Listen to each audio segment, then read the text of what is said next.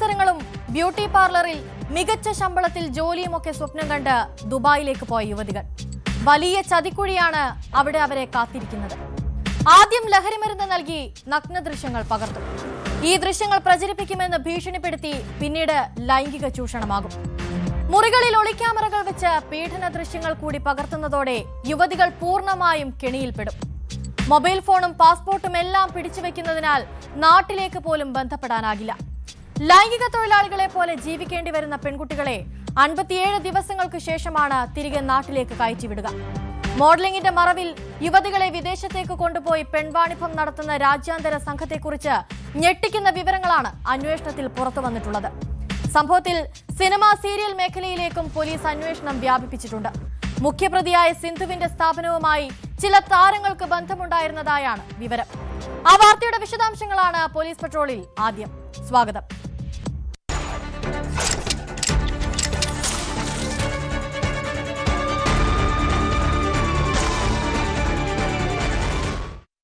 Modelling sex racket കേസിൽ പ്രധാന പ്രതി സിന്ധുവെന്ന സ്റ്റോയ്സിയെ കൊച്ചിയിലെത്തിച്ചു.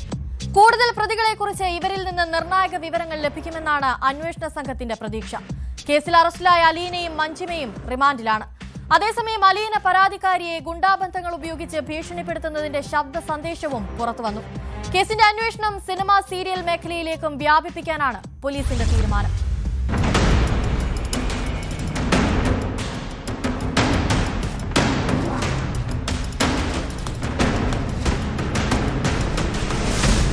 പോലീസിന്റെ ഇതുവരെയുള്ള നിഗമനത്തിൽ കേസിലെ മുഖ്യ ആസൂത്രക സിന്ധുവാണ്.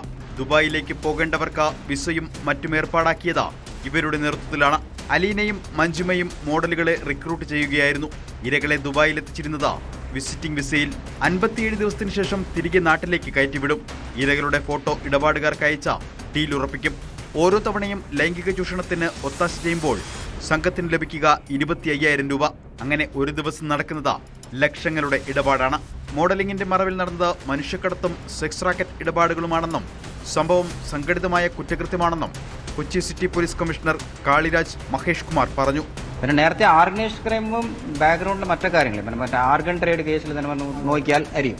അതായത് അവരുടെ ഫ്രണ്ട് എൻഡ് എന്ന് പറയുന്നത് ഒരാൾ മറ്റേ സ്പാവാണ്, ഒരാൾ മെഡിക്കൽ ഷോപ്പാണ്. ഇങ്ങനെ ഫ്രണ്ടിൽ ഒരു ജെന്യൂൻ ആയിട്ടുള്ള ജോലി അതിന്റെ ബാക്ക്ഗ്രൗണ്ടിൽ അവർ തന്നെ സ്വന്തം ചെറിയ കച്ചവടത്തിന്റെ ബാക്ക്ഗ്രൗണ്ട് ആയിട്ട് അത് നടത്തിയിട്ടുണ്ട്. ഇതുപോലെ നമുക്ക് ഏതൊരു ഓർഗനൈസ്ഡ് ക്രൈം ഇതുപോലെ റാക്കറ്റിൽ നോക്കിയാൽ ഒരു വിക്ടിം അല്ലെങ്കിൽ ഒരു